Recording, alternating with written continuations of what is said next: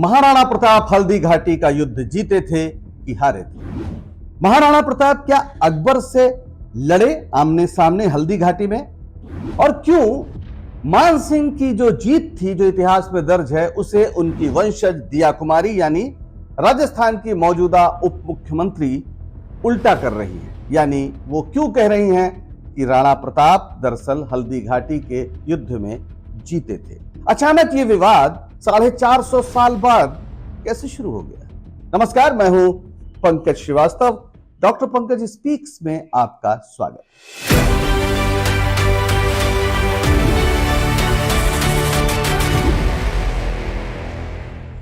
इतिहास आजादी के लिए लड़ने वालों को हमेशा सलामी देता है। इस बात से कोई फर्क नहीं पड़ता कि उन्हें कामयाबी मिली या नहीं मिली, वे प्रेरणा के स्रोत होते हैं।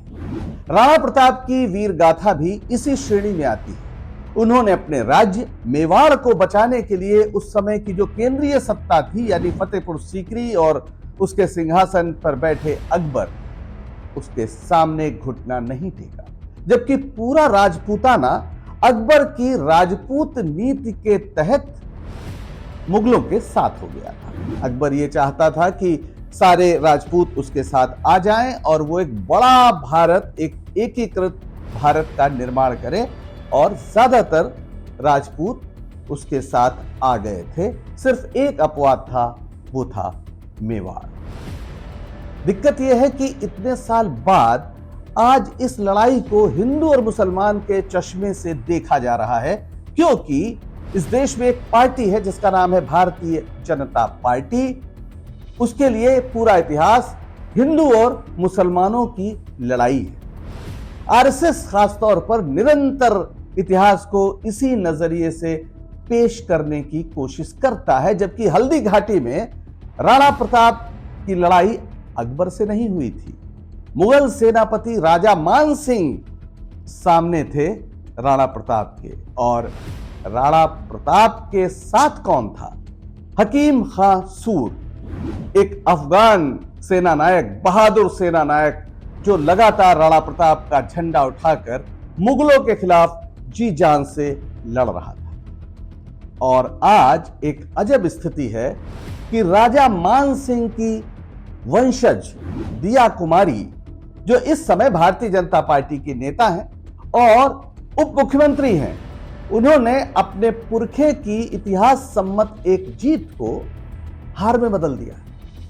और उन्होंने क्या कहा? 25 मई को एक कार्यक्रम में उन्होंने कहा कि 2021 में उन्होंने हल्दी घाटी में जो एक शिलालेख लिखा था, जिसमें लिखा था राणा प्रताप युद्ध हार गए, वो वहां सांसद थी उस समय, तो उन्होंने उस शिलालेख को बदलवा दिया और वहां लिखा कि महाराणा प्रताप जीत गए। ये 2021 का हवाला वो दे रही थी जब वो राजसमंद से सांसद थी।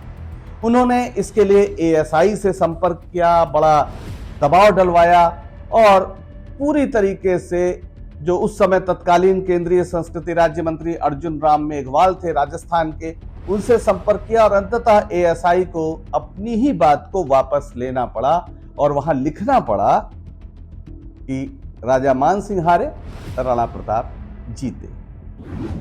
यानी 1576 में हल्दी घाटी की लड़ाई हुई और 2021 में यह तय हो रहा है कि जीत गए थे राणा प्रताप। उनकी हार और जीत से राणा प्रताप की महानता पर कोई असर नहीं पड़ता है।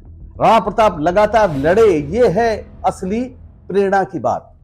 1568 में अकबर ने भी एक बार चित्तौड़ की घेरेबंदी की थी। वही एक बार था जब अकबर खुद राणा प्रताप के खिलाफ अभियान का नेतृत्व कर रहा था। लेकिन जब 1568 में चित्तौड़ की घेरेबंदी हुई तो उस समय भी राणा प्रताप किले में नहीं थे।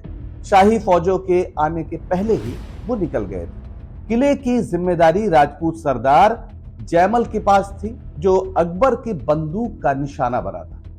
यानी इतिहास यह है कि किसी भी युद्ध में राणा प्रताप और अकबर का आमना सामना नहीं हुआ।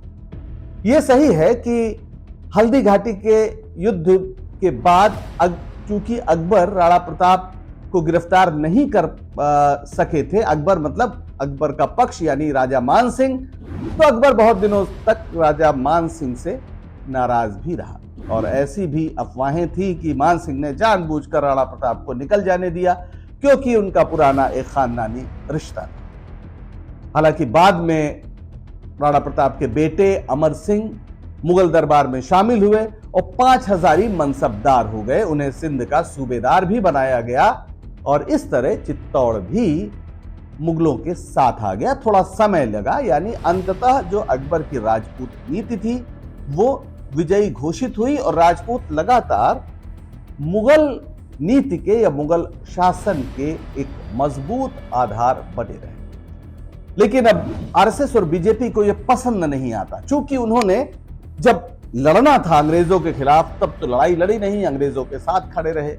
उनके पास कोई नायक नहीं है, तो वो इतिहास से ऐसे नायकों को उठाते हैं जिन्होंने किसी मुस्लिम बादशाह, नवाब या सुल्तान से लड़ाई लड़ी है। वो ये भूल जाते हैं कि उस हिंदू बहादुर योद्धा के साथ तमाम मुस्लिम बहादुर भी लड़ रहे थे। जैसा मैंने बताया कि राणा प्रताप के साथ हकीम खां सूर थे, कुछ वैसे ही जैसे इनके पिता महाराणा सांगा जब बाबर के खिलाफ लड़े तो हसन खां मेवाती ने बाबर के खिलाफ राणा सांगा का साथ दिया। तो इसलिए इतिहास में कोई नायक अपने धर्म का नायक नहीं होता। लेकिन बीजेपी जब से राजस्थान में सत्ता में आई है और पहले भी जब वो रही है तो उसकी कोशिश रही है कि इतिहास को बदल दिया जाए। हालांकि राष्ट्रीय स्तर पर भी वो ऐसी कोशिश कर रहे हैं, जबकि इतिहास दस्तावेजों और पुरातात्विक प्रमाणों का मोहताज होता है।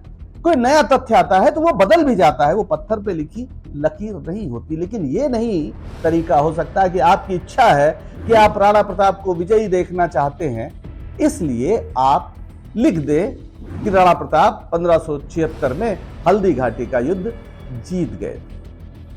बहुत से ऐसे प्रमाण हैं, ऐसे विवरण हैं जो निर्विवाद रूप से स्थापित हैं कि मान सिंह की विजय। मान सिंह उस समय रासो लिखे जाते थे, जैसे पृथ्वीराज रासो, हमीर रासो, यानी अपने राजा की प्रशंसा में। तो एक कवि थे जिनका नाम है नरोत्तम, जो उन्हीं के समय के थे। तो उन्होंने मानचरित्र रासो लिखा जिसमें इस युद्ध के बारे में भी लिखा। उन्होंने लिखा, परहि लोथ तिहि खेत नाऊ तिन को ना जानई, इतहि उतहि बहुजोध क्रोध कर भी रह बानई।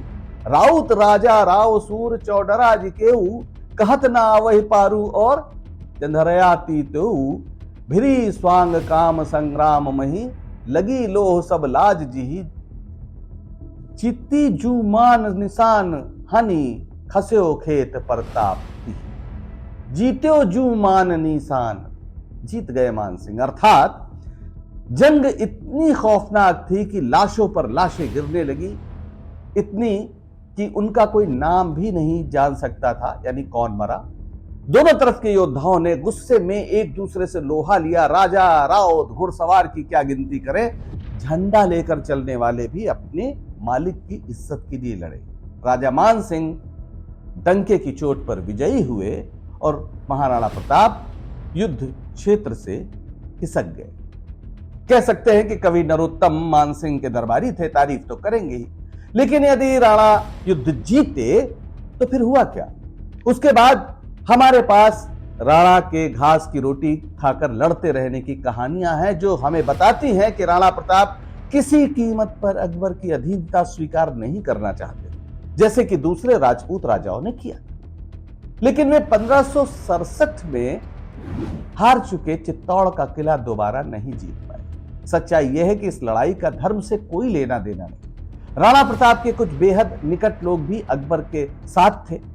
इसकी वजह मेवाड़ की गद्दी को लेकर चला विवाद था। दरअसल राणा प्रताप के पिता उदय सिंह ने 18 शादियां की, जिसमें उनके 24 बेटे और 20 बेटियां हुई।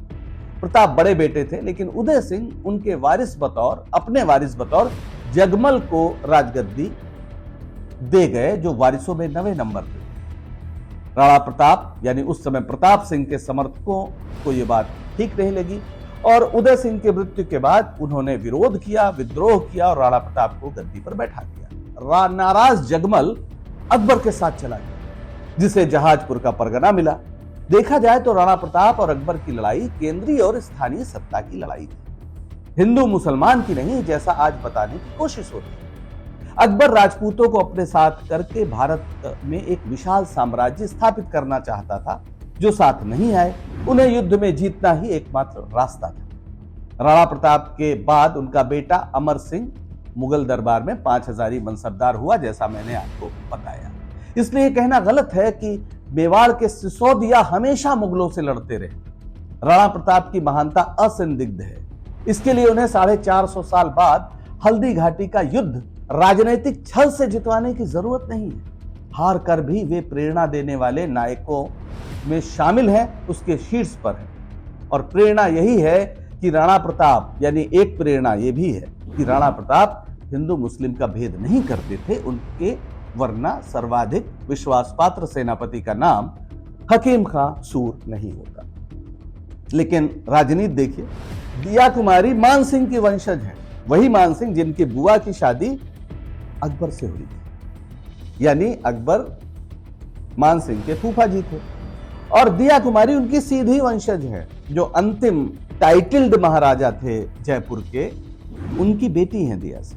और वो अपने पुरखे के सम्मान को सिर्फ इसलिए अपमानित कर रही हैं ताकि भारतीय जनता पार्टी में उनका कद और बढ़ जाए। वैसे वो अभी उप मुख्यमंत्री हैं।